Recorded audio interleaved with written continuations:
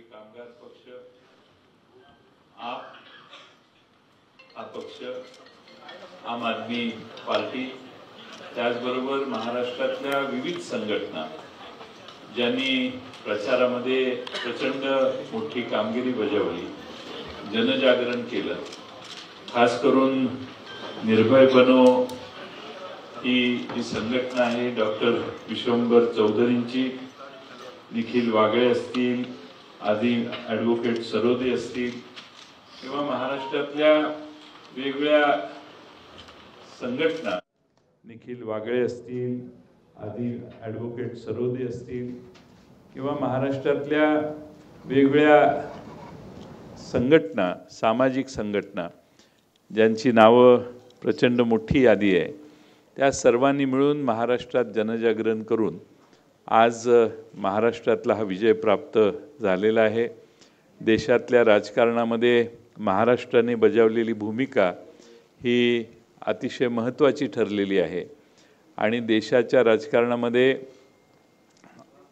India आघाडीला जे बळ भारतातल्या जनतेने दिले त्यातलं सगळ्यात मोठं लक्षणीय यश आणि बळ महाराष्ट्रातल्या जनतेने या महाविकास आघाडीला दिलेलं आहे आणि त्यानंतर पहिल्यांदाच आपण या ठिकाणी भेटलेलो आहेत। मी आमच्या सहकारी पक्ष आणि सर्व संघटना ज्यांचा मी उल्लेख केला त्या सगळ्यांचे आभार मानेनच, पण माननीय उद्धवजी ठाकरे साहेब, पवार साहेब आणि काँग्रेसचे दोन्ही नेते पृथ्वीराज बाबा आणि बाळासाहेब थोरात यांच्या वतीनं आज आपणाला या ठिकाणी महाराष्ट्राच्या जनतेपर्यंत पोहोचण्यासाठी आपण सर्वांना या ठिकाणी बोलवलं आहे। आपणही आम्हाला या निवडणुकीत सगळ्यांनी सहकार्य केलं।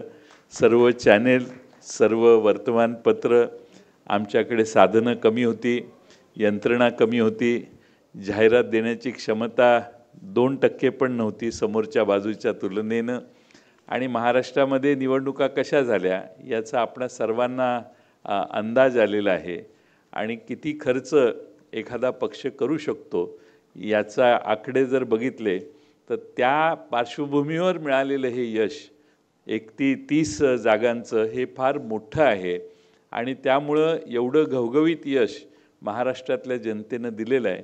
त्या महाराष्ट्रातल्या जनतेला देखील आभार त्यांचे मानणं आवश्यक आहे। यासाठी मी ही पत्रकार परिषद सुरू करावी एवढीच विनंती करतो।